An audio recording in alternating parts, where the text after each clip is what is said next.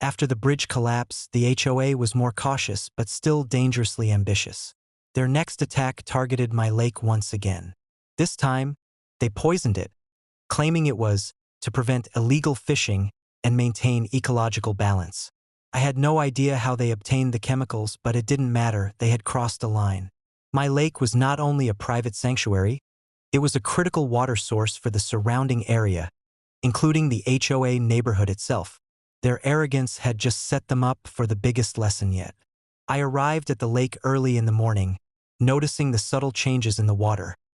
A strange sheen on the surface, fish floating unnaturally near the banks, and a faint chemical smell. Karen and her crew were nearby, smug and self-satisfied, certain that I had no control over the situation. They laughed as they removed barrels of chemicals from a truck, confident that I would be forced to comply with their regulations. I calmly assessed the damage and immediately contacted environmental authorities. I documented everything: photos of the chemicals, water samples, and witness statements from neighbors. But I didn't stop there.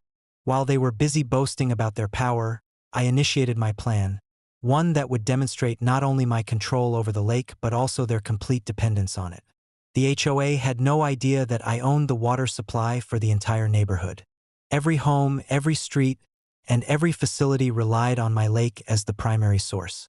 I remotely activated my water management systems, ensuring that the poisoned water was isolated in a contained section while clean water continued flowing to the rest of the neighborhood.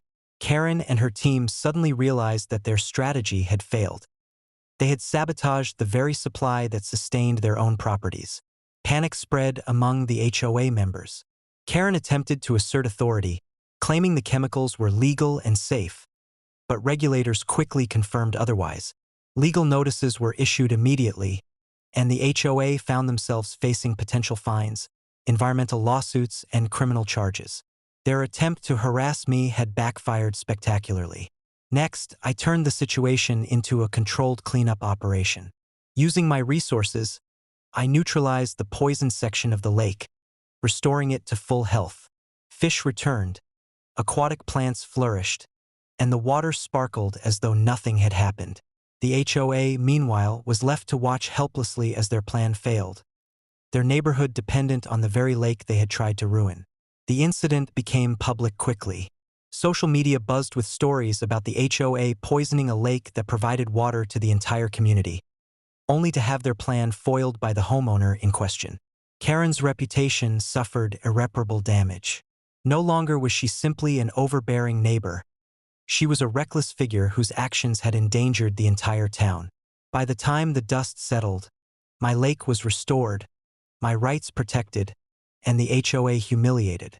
Karen and her board avoided any contact with me for weeks, knowing that any attempt to interfere again would be met with not just legal action, but strategic precision. I had turned their aggression into a spectacle of my control and intelligence, proving once more that preparation, knowledge, and timing can turn any attack into a resounding victory. That evening, I stood on the dock, watching the sun glint across the lake's surface. The water was calm, reflecting the trees and sky perfectly. Karen's neighborhood, reliant on the lake she had tried to destroy, had no choice but to respect my authority. And as I tossed a fishing line into the pristine water, I smiled quietly, knowing that the HOA had once again underestimated me and paid the price for it.